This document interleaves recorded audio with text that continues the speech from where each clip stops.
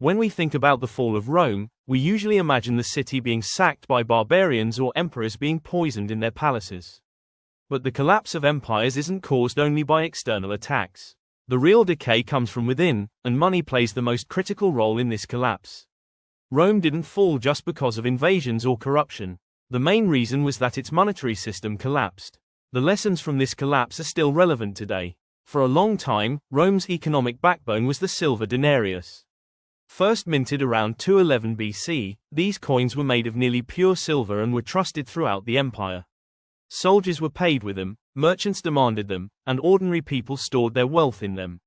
The denarius was not just money, it was a tangible symbol of trust. As long as people believed in Rome, they believed in its money. However, running an empire was expensive. Soldiers' salaries, roads, aqueducts, wars, everything was costly. By the 2nd century, revenues were no longer enough to cover expenses. At this point, emperors turned to an old method, reducing the value of money. Instead of increasing taxes, they reduced the silver content in denarii. For example, during Augustus' reign, the denarius contained about 95% silver. Under Caracalla, it dropped to 50%, and during Gallienus's rule, it fell below 5%.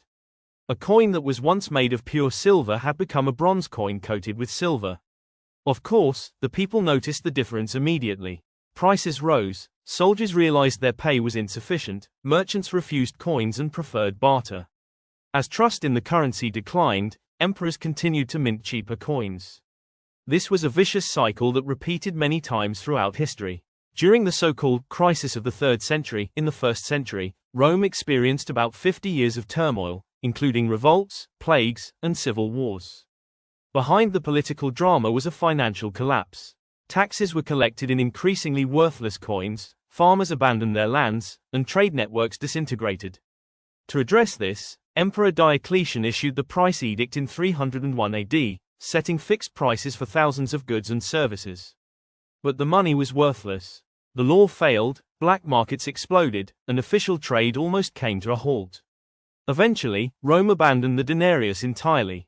Constantine introduced the gold solidus, which brought some stability.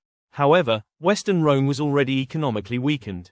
The devaluation of the denarius strained the economic core of the empire.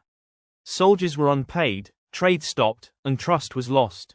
What does this tell us? When money collapses, society collapses. Rome thought it could deceive its people. Modern governments make the same mistake. They print money, adjust interest rates, and cover debts through inflation, but the result is always the same. People pay, wealth is destroyed, and trust collapses. History has shown this repeatedly.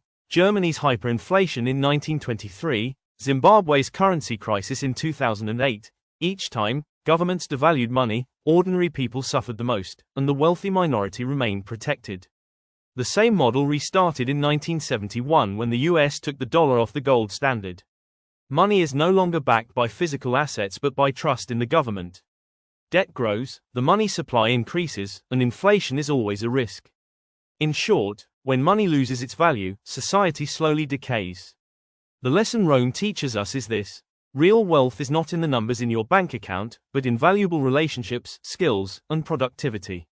History does not repeat itself, but if we don't understand it, it can destroy us. The lessons learned from Rome's financial crisis are still relevant today. Blind trust in money and institutions is dangerous.